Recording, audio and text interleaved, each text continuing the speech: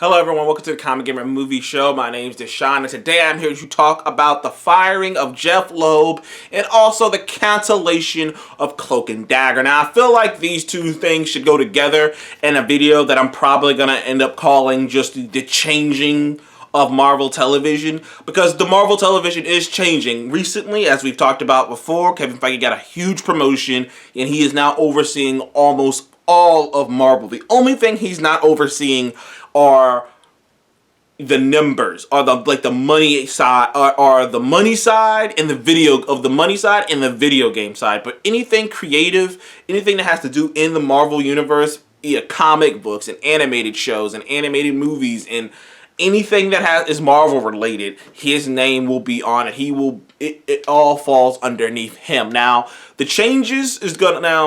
a lot of the changes that are going to happen are going to be slow. Like, I don't expect too many changes in the comic book business to come super fast. I don't expect a lot of changes in certain areas, but the one change that most of us thought was going to happen was that Jeph Loab wouldn't be there much longer. Now, as I've talked about before, also, I've made a video talking about how Jeph Loab sided with Ike Perlmutter back when Kevin Feige was trying to rise above Ike Perlmutter. And I've talked about how bad Ike Perlmutter is before, and many people have. He's an old man, he's curmudgeon, he's a hardcore Trump supporter, hardcore, just super duper white.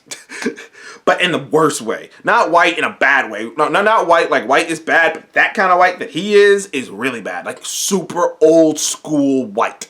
And I mean, the guy doesn't let people take photos of him. Like, if you take, the dude has very few photos of him taken, though. He has one photo that he owned. The one photo that he wants people to see is him when he was like 20, 30 years ago. So that should just let you know what kind of guy Ike Perlmutter is. The only good thing Ike Perlmutter is there for is money, which probably was a good thing for Disney a long time ago when they hired him. But now he's just a money guy. So he's still around, but Kevin Feige is above him now. Kevin Feige doesn't really have to deal with him all that much anymore. So, it's whatever with Ike. But Jeph Loab, like I've said before, Kevin Feige and Jeph Loab don't get along. Kevin Feige doesn't acknowledge anything Jeph Loab has done other than maybe Agent Carter, because in Agent Carter, and I think some people get confused here when it comes to Agent Carter, because I also made a video trying to explain people the difference between Marvel movies and the Marvel TV side. Well, what's happening right now is going to make that whole video obsolete, because Kevin Feige is going to consolidate all of these things in the MCU. These things will finally be a part of the true MCU. Because, like I said in one of the, like I've said many times before, I know I said like I said a lot, but I'm just talking about these things. This is just an ever-evolving story. But Kevin Feige, did never acknowledged those other shows. There's a reason why Luke Cage and Jessica Jones and Daredevil they never even use some of the Avengers' names. Like, Jessica Jones couldn't just say Captain America, she said that flag twirler, big green guy, a dude with a hammer. Like, they wouldn't even say their names. They didn't even call it the Avengers. They didn't even say the word Avengers. They couldn't. Or they could, but they didn't, because it wasn't truly connected. Same thing with all the other shows. Agents of S.H.I.E.L.D. was connected, but Agents of S.H.I.E.L.D. realized that the connectivity was stifling, because they couldn't really write their stories, because Kevin Feige cared so little about them that essentially they would get what was going to happen in the MCU after it already happened. They'd get it so far, so behind schedule that it was almost like they just had to drop things in at the last second, because they couldn't really work a story around it because they didn't know what was coming. They don't know what's happening in the MCU because Kevin Feige doesn't care enough for them to know what's happening in the MCU. But I digress. Cloak and Dagger was canceled. Now, Cloak and Dagger is a show that I enjoyed. You guys have seen my videos on it. I've had a good time watching the show. I thought it was very good. I didn't think it was great. I thought the two main characters who play guy who plays Tyrone and Tandy, I thought they were great. Everyone else was okay. If maybe forgettable. So when I heard that the show got canceled, I wasn't too surprised. I hadn't heard too much buzz about the show. I haven't heard a lot of buzz about Runaways either, but at least Runaways, I remember people talking about it. Like, I remember people being like, this show is surprisingly good. This show surprisingly lives up to the original comic book, by Ryan K. Vaughan. So it's like, I heard a lot of people just saying like they're excited about that and that they enjoyed Runaways. I love Runaways. So, and Runaways is getting a third season. It's coming out in December. I believe it's December 5th. It's either December 5th or December 10th. It's one or the other. I'm not quite sure. I can't remember off the top of my head. But it's coming soon. So Runaways is getting it done. Now, they haven't announced a fourth season, so who knows? This might be the last season of Runaways. But it's very obvious that Kevin Feige has a vision. There's a reason that he canceled Ghost Rider before it ever got into the production stage, because he has a vision. And personally, I feel like Ghost Rider is going to be better off in Kevin Feige's hands, because sure, some people are going to argue, oh, it can't be so bloody and gory and all this other crap. But I'm like, yeah. But also, you would have only seen Ghost Rider like 4 times, because they can't afford, because like, if you're making a show about Ghost Rider, I want to see Ghost Rider. And I knew that the show was going to, like, and unless this show was getting a big budget, which it wasn't, because it wasn't Kevin Feige, it was going to get maybe like a Daredevil level budget, which has been reportedly to be like, Daredevil was like $3 million an episode, which is nice for Daredevil, but for a show with a guy with a flaming skull, that's $3 million is just to do the fucking skull. so it would have been kind of, I don't know, it would have looked low, it would have either looked low budget, or you would have rarely saw the Punisher's skull, or they would have just come up with a wild excuse that he can't turn on a Punisher, Ghost Rider, or they would have just came up with a wild excuse why he can't become the Ghost Rider. So, it's probably better off in Kevin Feige's hands, because if you've seen the budgets for the Disney Plus shows, they are huge.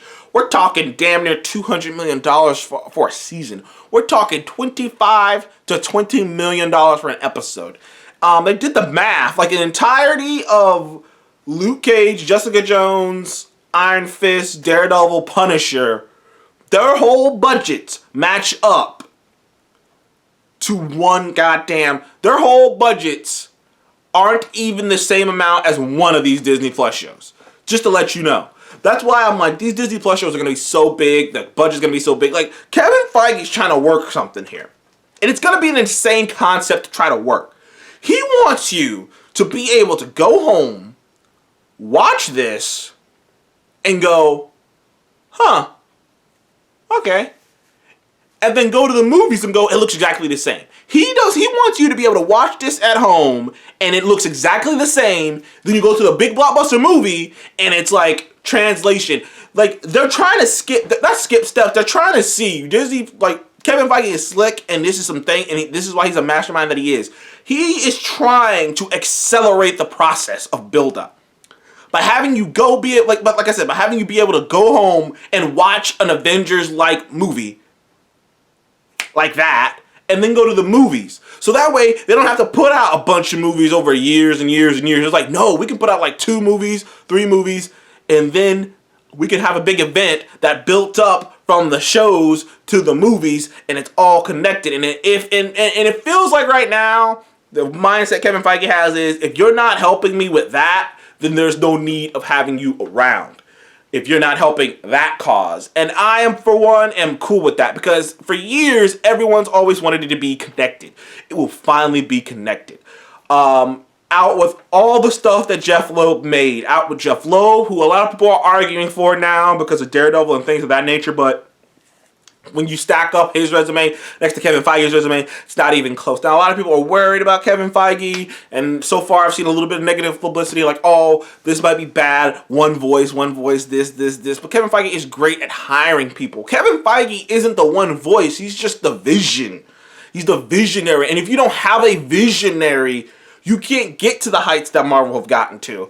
Then you're just chaos. This is just chaos. So I can't wait to see what takes its place. I'm like, everything's in flux. I'm probably going to make multiple videos like this, because who knows what is Marvel going to do on Hulu. They still got the animated shows coming out, so those are coming out. Like I said, Runaways is still coming out. Agents of S.H.I.E.L.D.'s coming out later this year. Its final season is coming out later this year. So there are still things in the works. And also there's these wild rumors that Jessica Jones and Daredevil might be reintroduced into the MCU, but played by the same actors, Charlie Cox and Christian Ritter. So no one knows what's really going on. But all we do know is Jeph Loab is out.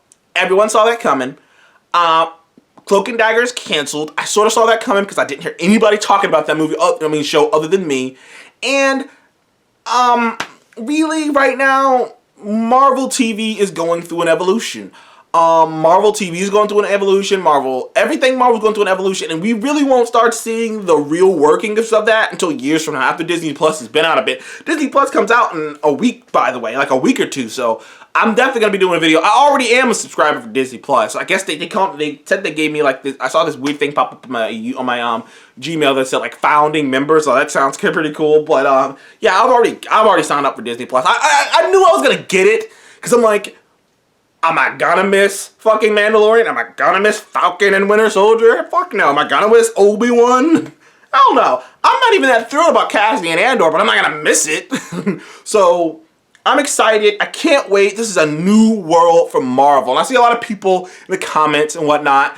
You know, you got Martin Scorsese hating, you got freaking Francis Ford Coppola hating, you got people who are just wanting the Marvel regime to come down. I already see people in comments who are angry and like, oh, this is going to be the end of Marvel. And it's like, no, it's not. No, because some of these shows getting canceled, you didn't even watch. Agent Carter Cloak and Dagger got canceled. No one gave a fuck about Cloak and Dagger. I like Cloak and Dagger. Go look at my reviews. But I know no one gave a fuck about Cloak and Dagger. And right now, I would rather Kevin Feige make shows that people care about. Because it's just how it is, man. So, thank you for joining me in the Comic Game Movie Show. Please remember to like and subscribe. I will see you guys in the next one. Goodbye.